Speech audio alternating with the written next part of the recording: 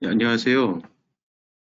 바쁘신 가운데 저희 웨비나에 참석해 주셔서 감사합니다.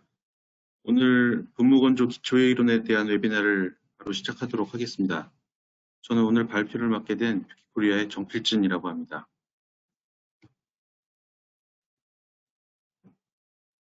어, 분무건조기를 접해보신 분도 계실 거고, 아직 접하지 못하신 분들도 계실 텐데, 분무건조가 뭐라고 생각하시나요? 대표적으로 이제 말씀드릴 수 있는 이제 그림이 아래와 같이 있는데, 왼쪽에 있는 그림은 볼리비아에 있는 유유니 사막입니다. 예전에는 이제 바다였던 공간이 지반작용을 통해서 3,000m 넘는 고도를 갖게 돼서 높아지게 돼서 강한 햇볕을 통해서 이제 오랜 기간 그 오랜 시간을 거쳐서 소금 사막이 된 거고요. 옆에 오른쪽 그림은 집에서 흔히 사용하는 소금입니다. 두 가지 같은 성분이지만은 생성되는 조건에 따라서 크게 다른 모양을 갖게 되는 거죠.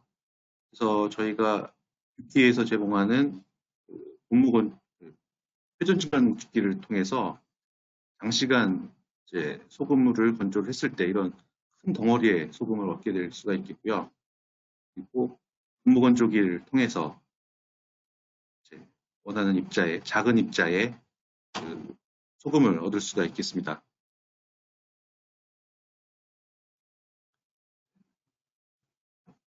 분무건조를 이제 가장 기본적으로 이제 생각할 수 있는 방법은 시료를 액상 시료를 뜨거운 공간에 분무를 해줍니다.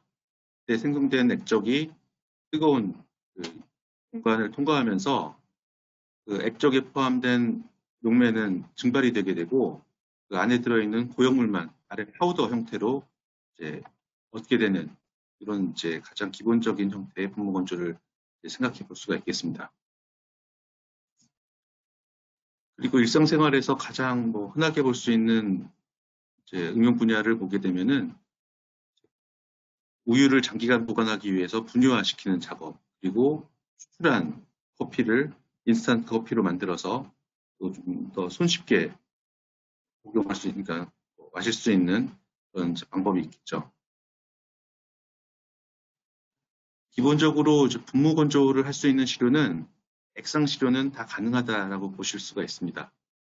그런데 그 시료 자체가 그 얇은 튜브를 통해서 기계 안으로 공급이 되기 때문에 높은 점도와 그리고 이제 큰 알갱이가 있으면은 그 노즐을 막아서 분무 건조를 좀 어렵게 만들 수가 있겠죠. 이외에 기본적으로 시료는 액상 시료들은 다 분무 건조를 할 수 있다고 볼 수가 있겠고 용액 상태, 에멀전 상태, 페이스트, 겔 그런 이제 모든 상태의 액상을 분무 건조할 수 있다고 기본적으로는 볼 수가 있습니다. 하지만 이제 이후에 좀 더 그 분무 건조에 대해서 더 깊게 들어가다 보면은 배합 안에 당 물질이라든지 폴리머 물질 같은 경우에 고온에서 입자 생성을 방해하기 때문에 좀 어려울 수가 있겠고 이런 경우에 해결책들도 이제 다 있어서 그것은 이제 다음 기회에 또 설명을 드릴 수 있도록 하겠습니다. 그래서 보시다시피 저땅, 말스토데스트린 용액과 같이 클리어한 용액을 이제 분무 건조했을 때 이런 입자를 얻게 되겠고요. 현타액, 우유와 같은 에멀전 현타액들을 분무 건조해서 또 입자를 얻어낼 수가 있겠습니다. 그 무기물을 얇게 잘 빻아서 잘게 이제 분쇄를 해서 용액에 잘 분산을 시킨 다음에 또 적당한 크기, 원하는 크기의 입자를 얻기 위해서 또 분무 건조기를 많이 활용을 하고 있습니다. 여러 가지 분류에 따라서 분무 건조를 분류를 하는데 이제 어떤 배합을 통해서 이제 분무 건조를 하는지에 따라서 또 네 가지로 크게 또 구분을 할 수가 있습니다. 이제 왼쪽 위에 보시는 가장 기본적인 형태의 분무 건조. 처음부터 액상이었던 시료를 분무 건조를 해서 분말을 얻는 방법이 되겠습니다. 우유라든지 커피 추출액 같은 것들을 뭐 분무 건조해서 이제 분말을 얻는 가장 기본적인 형태의 분무 건조입니다. 그 아래에 보시는 뭐 마이크로나이제이션, 스트럭처럴 체인지 이런 방법은 처음에 분말로 가지고 있던 시료를 용매에 녹이거나 잘 분산을 시켜서 원하는 크기와 모양의 입자를 얻는 방법입니다. 그래서 예를 들어서 카본 나노튜브와 같은 아주 작은 입자들을 핸들링하기가 굉장히 어렵다 할 때 용액에 잘 분산을 시킨 다음에 농도에 맞춰서 잘 분산을 시킨 다음에 분무 건조를 하면은 그보다 더 큰 응집된 입자를 얻을 수가 있겠고요. 또 제약 분야에서 합성을 통해 얻어낸 API를 용매에 용해시킨 다음에 분무 건조를 하게 되면은 원하는 모양의 처음에 결정화돼서 좀 활용하기가 좀 어려운 상태에서의 분말을 원하는 크기와 그 모양의 입자를 얻는데 활용할 수가 있습니다. 그리고 오른쪽에 보시는 위아래 그림은 언뜻 보시면 두 가지가 굉장히 유사한 점을 좀 보실 수가 있을 텐데 위아래 가장 큰 차이점은 그 A 물질이 액상이냐 고체냐 하는 차이가 되겠습니다. 그래서 액체 물질은 이제 증발이 되지 않아야지 되고요. 이 액체 물질을 부영제 B에 균일하게 인캡슐레이션 하는 방법.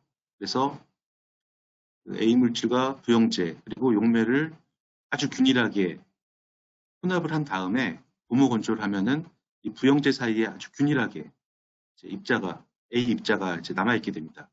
이런 것을 마이크로 인캡슐레이션이라고 하고요. 뭐 예를 들면은 향기 나는 향료 물질 A를 부영제 B에다 넣고서는 오랫동안 향이 유지되도록 하는 방법 등을 예로 삼을 수가 있습니다. 아래에 있는 앵글로빙이라고 하는 방법은 A 물질을 코팅하는 방법입니다. 방법이라고 보시면 좀 더 이해가 쉬우실 걸로 보입니다. 그래서 A 물질을 B로 둘러싸는 방법이 되겠고요. 마찬가지로 용매 C에다가 아주 균일하게 혼합을 한 다음에 분무 건조를 하면은 이 A 물질 위에 B 물질이 둘러싸게 됩니다. 이런 과정을 통해서 A 물질의 물성을 계량하는 방법이 될 수가 있겠고요. 또 아니면은 A 물질의 릴리징 되는 속도를 조절하는 컨트롤 릴리징에 응용을 할 수가 있겠습니다. 그래서 배합을 어떻게 해서 어떻게 분무 건조를 하느냐에 따라서 또한 이제 4가지 방법으로 구분을 할 수가 있고요. 분무 건조 모드에 따라서 또 2가지로 구분이 되는데 첫 번째로 오픈 프로세스에 대한 그림입니다. 외부에서 공기를 끌어다가 가열을 하고 이 스프레이 타워라는 공간에다가 세워준 다음에 내부에 시료를 분사하게 되면은 이 안에서 분무 건조가 일어나게 되고 만들어진 파우더는 스프레이 타워 아래쪽이나 혹은 사이클론 아래쪽에서 모이게 됩니다. 그리고 남은 뜨거운 공기, 증기가 포함된 뜨거운 공기는 다시 외부로 배출이 된다고 해서 오픈 프로세스라고 구분을 하고요. 저희가 가지고 있는 B-290번 미니 스프레이 드라이어, B-90 HP 나노 스프레이 드라이어가 이 기기만을 다른 장치를 사용하지 않고 이 기기만을 사용했을 때 저희가 프로세스라고 구분을 하고 이때는 반드시 물에 녹인 시료만을 사용을 하게 됩니다. 사용해야 합니다. 그래서 미니 스프레이 드라이어 같은 경우에는 최대 유기용매가 20%까지 허용이 되고 나노 스프레이 드라이어 같은 경우에는 50%까지 유기용매가 허용이 되게 됩니다. 나머지 클로즈드 프로세스 같은 경우에는 외부에서 유입되는 것은 시료하고 이쪽에 보시는 질소 2가지만 외부에서 유입이 되고 내부에서 계속 이 건조 공기는 순환을 하게 됩니다. 시료가 분사가 돼서 입자가 생성이 돼서 아래쪽에서 포집이 되고 난 후에 증기가 포함된 뜨거운 공기는 콘덴서 쪽으로 이동을 해서 회수를 하게 됩니다. 여기는 뭐 물이라고 되어 있지만은 증발된 용매들이 이쪽에서 회수가 됩니다. 그러고 나서 다시 이제 내부로 유입을 시켜서 계속 이제 재순환을 시키는 방법이 되겠고, 앞서서 뭐 언급을 하진 않았지만은 분무건조에서 또 어려운 부분 중에 하나가 유기용매 사용하는 시료가 되겠습니다. 그래서 유기용매를 사용하는 시료를 안전하게 분무건조를 하기 위해서는 이런 이제 불활성 기체의 조건에서 계속 순환하는 방법을 활용을 해야 되고, 그때 사용하는 모드가 프로스트 프로세스가 되겠습니다. 그 뷰키에서 제공하는 솔루션은 앞서 보여드렸던 B-290번, B-90번 이 본체에다가 B-295 이노트루프라고 하는 장치를 함께 장착을 해서 질소를 계속 순환을 시키고 그 증발된 증기를 다시 영하 30도까지 냉각을 시켜서 회수하는 그런 방법을 통해 안전한 분무건조를 할 수가 있습니다. 그리고 이제 유기용매와 같이 또 물이 섞여 있는 경우에는 이 물이 영하 30도의 공간에서 얼어서 이 공기의 흐름을 또 방해할 수가 있습니다. 그렇기 때문에 제습기, 디후미디파이어라고 하는 제습 장치를 통해서 그 시료에 섞여 있는 물을 먼저 제거를 하고 그 다음에 이 이노트루프라고 하는 장치에 들어가서 이제 유기용매까지 완전히 제거된 다음에 다시 기기로 이제 공급을 해서 분무건조를 지속적으로 또 안전하게 작업을 이어나갈 수가 있겠습니다. 그리고 이제 오퍼레이션 모드에 따른 분무건조의 그 분류를 보면은 그 열풍의 흐름 방향과 시료의 분사 방향이 어떻게 되느냐에 따라서 또 구분이 되는 건데 거의 모든 실험실용 장비들은 이제 코커런트 방식이라고 해서 열풍도 위에서 아래로 그리고 시료의 분사도 위에서 아래로 이루어져서 같은 방향으로 흘러가는 방법을 사용하게 되고요. 간혹 뭐 시료와 열풍과의 접촉 시간을 좀 극대화시키기 위해서 카운터 커런트, 믹스드 모드 이런 방식들은 생산용 장비에서 사용을 하는 방법이 되겠습니다.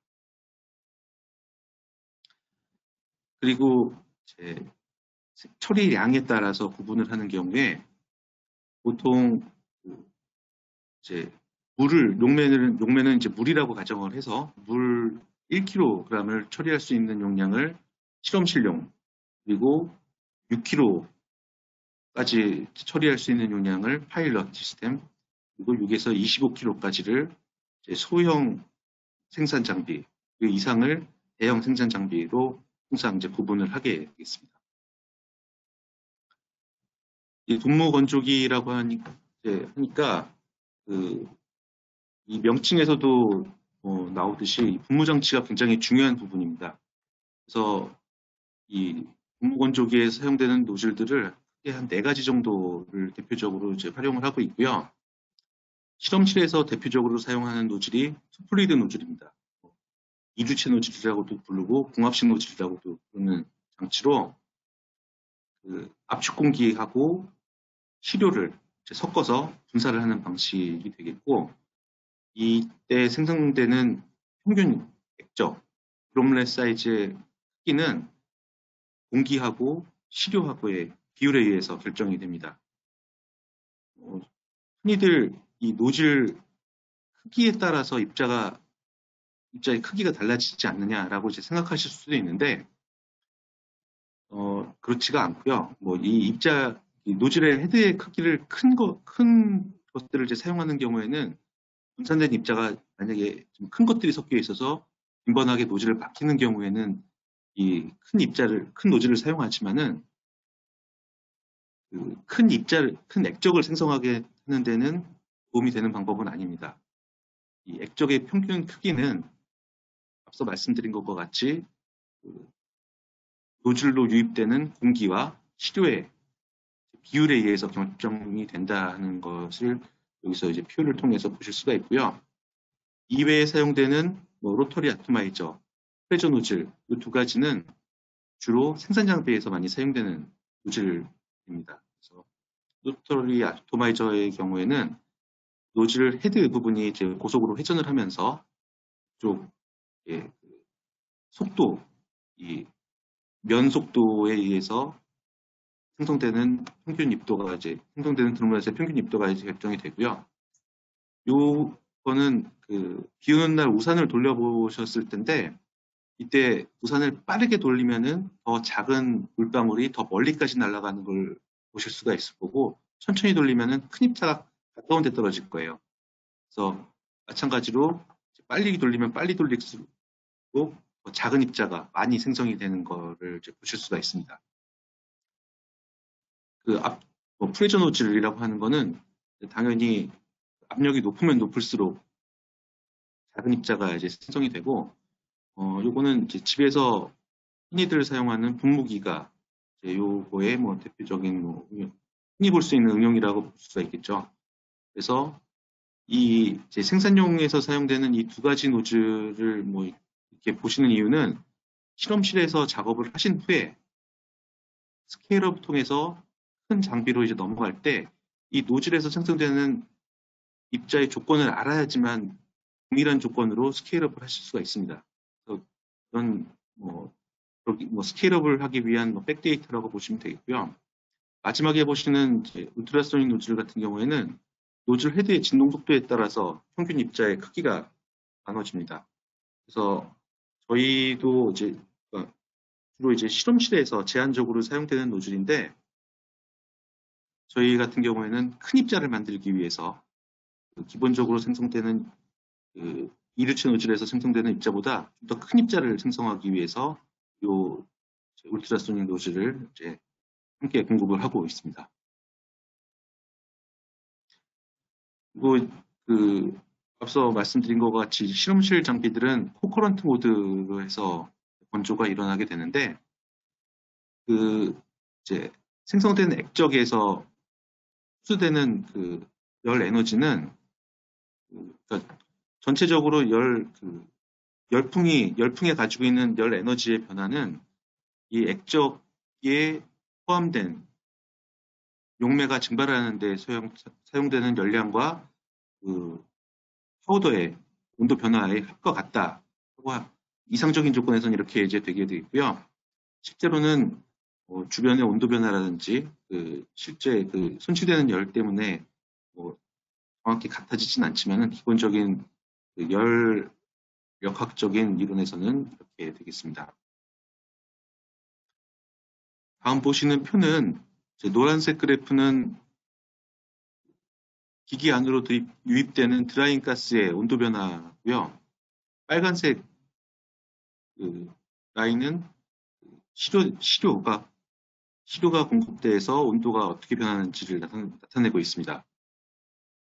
인렛 온도에서 열풍은 공급이 돼서 계속 온도는 떨어지게 되죠. 그리고 시료는 상온에서 주입이 돼서 상승을 하게 되고 증발이 일어나는 구간에서는 보시다시피 일정하게 유지가 됩니다. 이후에 파우더가 이제 용매가 다 증발이 되고 파우더가 생성이 된 이후에 이 온도가 상승이 되게 되고 이때 시료가 올라갈 수 있는 최대 온도는 이제 어떤 모든 분무건조기에 표시되는 아울렛 온도와 같아진다라는 의미가 되겠습니다. 그래서 많은 분들이 이제 분무건조를 꺼리거나 걱정하시는 부분 중에 하나가 열에 민감한 시료들을 사용하시기 때문인데 이제 온도 변화 차트를 보시면은 열에 완전히 민감한 열에 민감한 시료들도 다 사용할 수 있다는 건 아니지만은 걱정하시는 것 같이 인내 온도까지 시료의 온도가 올라가지 않기 때문에 어느 정도 열에 민감한 시료들도 이제 사용을 하실 수가 있다 하는 부분이 되겠습니다.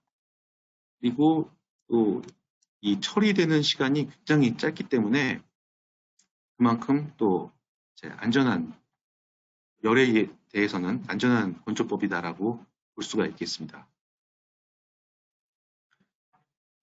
처음 분무 건조를 하는 경우에 초기 분무 조건을 어떻게 찾는지에 대해서 말씀을 드리면은 처음 시료를 분무하기 전에 시료와 동일한 조건의 순수한 물 혹은 솔벤트 조성을 가지고 미리 분무 건조를 한번 실행을 합니다. 그러면은 설정된 인렛 온도에 따라서 아웃렛 온도가 결정이 되고, 이 가지고 계신 시료의 열 안정성에 문제가 없다라고 판단이 되면은 바로 이제 분무 건조를 하시면 되겠고요. 그리고 좋은 방법이 동일한 물질을 이미 다른 사람들이 많이 이제 실험을 한 데이터가 있을 거예요. 이런 검색 엔진을 통해서도 찾으실 수가 있겠고, 저희 홈페이지를 보시면은 어플리케이션 파인더라는 창이 있습니다. 이쪽에서 분무 건조를 선택하시고 검색을 하시면은 물질명 검색하시면은 그 물질명에 따른 분무 조건이 이제 많은 물질에 대해서 이제 기재가 되어 있습니다. 그걸 참고하시면은 좋은 이제 실험이 될 수가 있을 겁니다. 이외에 뭐 이런 자료들을 찾아도 비슷한 물질이 없다 하는 경우에 물에 녹인 시료의 경우에는 아래의 조건에서 뭐 인렛 온도를 120도, 아스피레이터를 100%, 스프레이 에어플로우 40mm, 그리고 펌핑 속도는 20% 전후로 했을 때 아주 좋은 시도가 될 수 있다고 이제 저희가 안내를 드리고 있습니다. 이제 분무 건조의 응용 분야를 보면은 여러 분야에서도 이제 사용이 되고 있지만은 현재까지 제약 시장이 가장 크다고 저희는 보고 있습니다. 그리고 이제 화학 시장, 물질 개선을 위한 화학 시장, 그리고 전통적인 식품 시장, 이렇게 해서 저희가 분류를 하고 있고요. 제약 시장 같은 경우에는 아래 조금 오래된 자료이긴 하지만은 아래에 보시는 천식 치료제, 그리고 만성 폐질환 치료제, 혼합해서 이런 이제 폐질환 치료제의 응용이 전체의 3분의 1을 넘게 차지하고 있습니다. 그 이유는 구강 흡입제 때문인데, 구강 흡입제의 입자의 크기가 1에서 5마이크론 사이가 돼야지 여기 보시는 폐포까지 날아갈 확률이 높아진다고 합니다. 그보다 크거나 더 작거나 하는 경우에는 클 경우에는 구강이나 식도에 다 흡착이 돼서 폐포까지 날아가는 확률이 이렇게 뚝 떨어지게 되죠. 그래서 요 정확한 입자 사이즈를 제어하고 원하는 모양을 만들기 위해서 구강 흡입제의 경우에 분무 건조기를 이제 많이 사용을 하고 있습니다. 그리고 이제 함께 연결이 돼서 활용이 되는 분야인데, 이제 구강 흡입제를 만드는데도 함께 이제 약물 부영제, 몸에 들어가 체내에 이제 흡수되는 속도를 조절하기 위한 약물 부영제 연구가 같이 이제 활발히 이어지고 있고요. 이 아래 보시는 이런 이제 폴리머 물질들을, 부영제들을 이제 함께 약물과 함께 이제 연구를 하는데 지금 분무 건조기가 많이 활용이 되고 있습니다. 화학 분야 같은 경우에는 분야가 워낙 많기 때문에 모든 분야를 다 예를 들어드릴 수는 없지만은 대표적으로 활용되는 응용 분야가 아래와 같습니다. 촉매 기술, 미세 자성 성분을 만들기 위해서, 그리고 저도 잠깐 말씀을 드렸지만은 탄소 나노튜브, 이런 분야에도 이제 많이 활용이 되고 있는데, 최근 들어서 활용이 되는 분야는 2차 전지의 고성능 양극 물질을 만드는 데 활용이 되고 있습니다. 그래서 나노 실리카 물질을 이제 그래핀 옥사이드와 균일하게 섞은 다음에 분무 건조를 하게 되면은 이 그래핀 옥사이드가 나노 실리카를 입자 하나하나를 이렇게 둘러싸게 됩니다. 그 다음에 소결을 통해서 이렇게 덩어리를 만들어주게 되면은 이 처음 나노 실리카 상태에서 양극재로 활용이 됐을 때는 충전 방전을 통해서 수명이 줄어드는 속도가 굉장히 빨랐다고 했을 때, 이 물질들을 하나하나 이렇게 꽉 잡아줘서 이 수명이 충전 방전을 반복한다고 해도 수명이 굉장히 오래 유지할 수 있는 거를 이제 경험적으로 이제 알 수 있고, 또 이와 관련된 논문들이 또 굉장히 많이 나와 있습니다. 그리고 이제 보론 나이트라이드와 텅스텐 카바이드와 같은 물질들이 이렇게 하나의 입자들로 이제 구성이 돼서 공구를 제조했을 때보다 여기 보시면은 뭐 폴리부틸 메타크릴레이트라고 하는 이제 물질을 바인더로 해서 이렇게 덩어리로 만들어주고 나서 공구 제조를 하면은 보다 더 단단한 그 이제 공구를 제조하는 데 도움이 된다고 합니다. 여기까지 이제 분무건조에 대한 뭐 간단한 원리 특장점들을 이제 설명을 드렸고, 이거를 이제 그 분무건조와 이제 많이 비교해서 사용하시는 동결건조와 비교를 하는 것으로 이제 마무리를 하겠습니다. 일단 일반적인 건조법은 모든 형태의 시료를 다 건조를 할 수가 있습니다. 하지만은 분무건조는 반드시 시료의 형태가 액상이어야 되고요. 그리고 건조가 되고 난 다음에 파우더 형태의 결과물을 얻게 됩니다. 이제 동결 건조기나 다른 이제 건조기는 그 초기 형태와 유사한 모양의 이제 결과물을 얻게 되죠. 동결 건조기 같은 경우에는 열을 전혀 사용하지 않기 때문에 열 안정성에는 굉장히 우수한 장점이 있습니다. 하지만은 그 많은 분들이 알고 계시는 분무건조기의 단점으로 보시는데 그렇게 불안정하지는 않다 하는 부분이 앞서 이제 설명을 드렸죠. 그리고 뭐 이제 재수화를 하는 경우에는 파우더 형태이기 때문에 뭐 나쁘지 않은 결과를 얻을 수가 있겠고요. 그 처리 시간 같은 경우에는 다른 건조법에 비해서 굉장히 빠르게 되겠습니다. 실제 분무 건조를 하게 되면은 시료가 들어간과 동시에 이제 아래쪽에 그 파우더로 해서 결과물을 얻는 거를 이제 보실 수가 있을 거고요. 그 프로세스 타입은 일반 건조기 같은 경우에는 뭐 동결 건조기를 포함한 건조기 같은 경우에는 이제 시료를 건조기에다 넣고 건조가 돼서 나오는 이제 배치 프로세스 형태가 되겠고, 이제 스프레이 드라잉은 계속적으로 이제 작업이 되는 들어가서 분무 건조가 돼서 결과물을 얻고 이 과정을 연속적으로 이제 처리를 하기 때문에 컨티뉴어스 프로세스라고 구분을 할 수가 있습니다.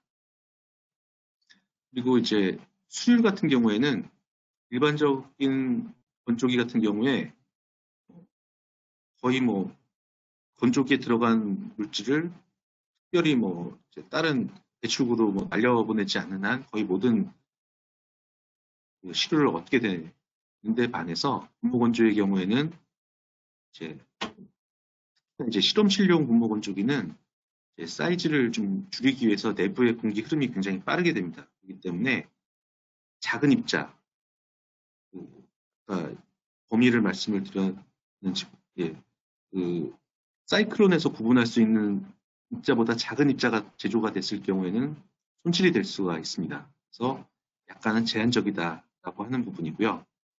그리고 이제 러닝 코스트, 작동하는 데 활용되는 비용 같은 경우에 시간이 굉장히 짧기 때문에, 처리 시간이 굉장히 짧기 때문에 상대적으로 비용은 더 적게 된다는 게 되겠습니다. 그래서 저희 뷰키 코리아에서 제공하는 입자 제조 솔루션에 대해서 이제 보여드리게 되면은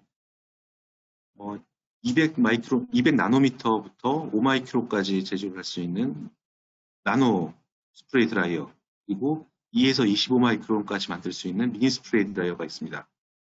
오늘 설명을 드린 거는 여기 이제 2에서 25마이크로미터의 입자를 만들 수 있는 미니 스프레이 드라이어가 이제 활용이 됐다는 점을 좀 참고해 주시면 되겠고요. 이외에 좀 더 큰 입자를 만드는 데 사용되는 인캡슐레이터라는 장치가 저희가 공급을 하고 있습니다. 요 사이에 이제 갭을 메꾸기 위해서 특별한 노즐 기술, 앞서 말씀드렸던 울트라소닉 노즐을 통해서 좀 더 큰 입자 만드는 분무건조기를 저희가 공급을 하고 있고, 그 외에 또 특수한 노즐을 사용하는 인캡슐레이터를 통해서 나노미터대, 200나노미터부터 수 밀리미터까지 입자를 제조하는 솔루션을 여기에서는 제공을 하고 있습니다. 준비한 내용은 여기까지고요. 일단 먼저 문의하신 그 말토덱스트린을 함께 이제 분무건조를 하시는데 이제 카라멜화가 돼서 타워에 흘러들인다고 하시면은 뭐 정확한 답이 될지는 모르겠지만은 많은 양 함유가 된 경우에 이 타워 내부에 건조가 되지 않고 부착이 돼서 이제 흘러내릴 수가 있겠고, 온도를 조절하시는 것보다는 말토덱스트린의 함량을 좀 더 늘리는 방법이 저는 더 좋을 거라고 이제 생각이 됩니다. 이 벽면에 흘러내리는 게 이제 제가 보기에는 당물질일 거라고 이제 생각이 들고, 그 양에 대비해서 말토덱스트린의 첨가량을 조절하시는 게 좋을 거라고 이제 생각이 듭니다. 그리고 이제 다음 말씀하신 건조 분말 약물을 더 작게 제작하는 방법이 이제 문의를 하셨는데, 기본적으로 일반적인 미니 스프레이 드라이어 같은 분무건조기는 만들 수 있는 하한선이 있습니다. 그래서 저희가 아까 이제 마지막에도 2에서 25 마이크론이라고 되어 있는데, 이제 2 마이크론보다 더 작은 입자가 생성이 됐을 때는 사이클론에서 구분을 하지 못하고 다 아울렛 쪽으로 빨려나갈 수가 있어요. 저희가 지금 말씀이 저희 분무건조기를 가지고 계신 걸로 보이고요. 저희가 가지고 있는 액세서리 중에 하이 퍼포먼스 사이클론이라는 액세서리가 있고, 요거를 함께 사용을 하시면은 조금 더 작은 입자를 생성하는데 도움이 될 거라고 조금 생각이 됩니다. 그리고 이제 다음 질문하신 내용 중에 PTFE 멤브레인 필터가 저희가 함께 공급을 하고 있고요. 일반적으로 저희가 PE 재질, 폴리에스터 재질의 아울렛 필터를 사용을 하는데, 테프론 재질의 멤브레인 필터도 이제 함께 제공을 하고 있고, 이 차이는 모든 생성되는 입자 모든 거를 다 회수를 하고자 하는 경우에 제한적으로 테프론 필터를 사용을 합니다. 그래서 PE의 필터를 사용할 때 거기에 걸러진 입자는 다시 수거하기가 좀 어려운데, 테프론 멤브레인을 쓰시는 경우에 여기에 걸러진 입자는 다시 걷어낼 수가 있다고 해요. 그런데 이제 얘는 말 그대로 또 필터 역할보다는 거의 그냥 멤브레인 같은 역할이기 때문에 공기의 흐름이 원활치가 않습니다. 그래서 많은 양 시료를 하는 데는 좀 적합하지가 않고, 고가의 소량 시료를 사용하는 경우에 제한적으로 이제 사용하실 수가 있어요. 그래서 요거를 요거의 사용이 꼭 필요하신 경우에는 저희한 좀 상담을 통해서 사용을 하시면 좋을 것 같고요. 앞서 말씀을 잠깐 드렸는데, 카라멜화가 된 경우에 당의 양을 조절을 하시는 방법이 있고, 말토덱스 양을 조절하시는 방법이 두 가지가 있겠죠. 그래서 비율이 잘 안 맞아서 저희는 당과 말토덱스트린의 함량이 1대1로 맞아야 된다고 저희는 이제 항상 이제 안내를 해드리는데, 당의 물질이 월등히 많아서 그런 현상이 생기는 거기 때문에 이걸 맞춰주시는 게 필요할 것 같습니다. 화합물의 녹는 점이 100도씨면은 보통 안정성에는 크게 문제가 없을 것 같습니다. 아울렛 온도가 저희 이제 경험상으로 말씀을 드리면은 120도에서 물을 건조를 시킬 때 아울렛 온도가 70도 내외로 많이 외부 조건이 분명히 중요하겠지만은 그 정도를 유지를 하기 때문에 녹는 점이 100도라고 하면은 분무건조를 하시는 데는 큰 문제가 없을 것 같습니다. 그리고 사이클론 바깥으로 빠져나간 경우에 미세 입자를 회수하기는 좀 쉽지가 않죠. 그래서 이제 전체를 다 꼭 회수를 하셔야 되는 경우에는 앞서 말씀드린 그런 이제 PTFE 멤브레인을 아울렛 필터로 해서 좀 적은 양의 시료를 사용을 하고 또 전체 다 회수할 수 있는 방법은 있습니다. 예, 국내 제약사에서 스프레이 드라이를 통해 제품화한 경우는 뭐 제가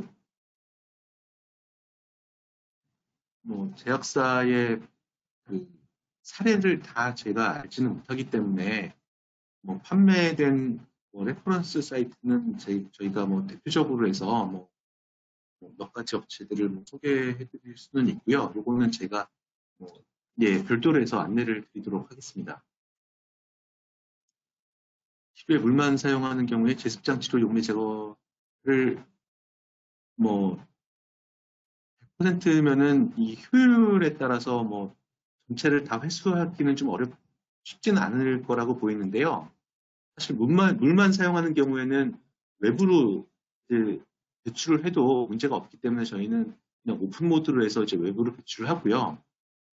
이제 이 제습제라고 이제 하는 거는 사실 이번 시간에는 뭐 시간 관계상 다 설명을 드리지 못했는데 이 기기 앞단에 놓고 그러니까 특히나 우리나라 같이 이제 사계절이 분명한 나라에서는 여름철 실험실 공기하고 겨울철 실험실 공기가 습도에 많은 차이가 있기 때문에 이런 이제 습도의 차이를 좀 줄여주기 위해서 앞단에 그 제습기의 용도로 이제 활용을 하는 게 이제 주 목적이 되는 장치입니다. 뭐 지금 말씀하신 의도는 제가 이해는 하는데 이런 용도로 사용해 보지는 제가 않아서 그, 예, 유기용매하고 같이 혼합된 상태에서 문의를 하신 거라면은 100%는 아니지만 90% 이상 수분 제거는 가능하고요. 이너트루프에 유입되는 수분을 최소화하는 데 이제 활용을 할 수가 있습니다. 예, 그리고 이제 유산균 같은 경우에 공복 건조를 하면은 이게 유산균 같은 경우에 이제 변성 온도를 반드시 확인을 하셔야 되는 부분이 있고요. 유산균 같은 경우에도 이제 저희 응용된 사례는 있습니다.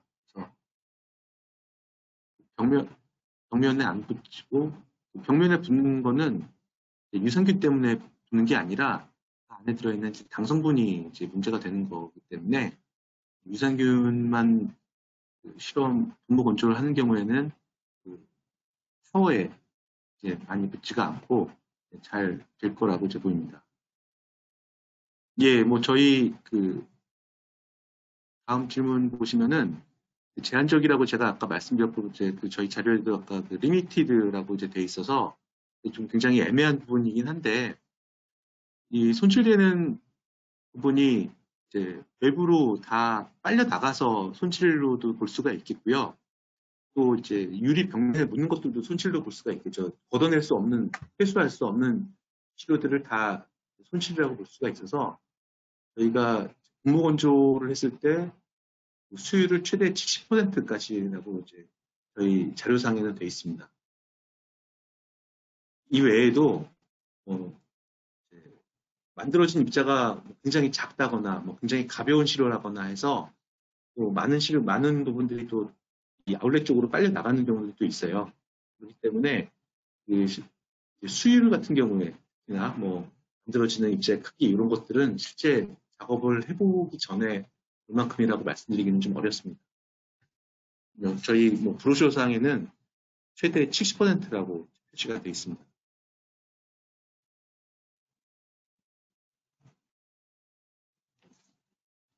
그래서 지금 저희 준비한 내용들은 말씀을 다 드렸고요. 또 질문하신 부분들은 또 이제 답변을 좀 최대한 드린다고 했는데 좀 더 부족하다 생각하신 부분들 더 알고 싶은 게 있으신 경우에는 별도로 저희한테 메일을 주시면은 저희가 그거에 대해서 안내를 또 해드리도록 하겠습니다.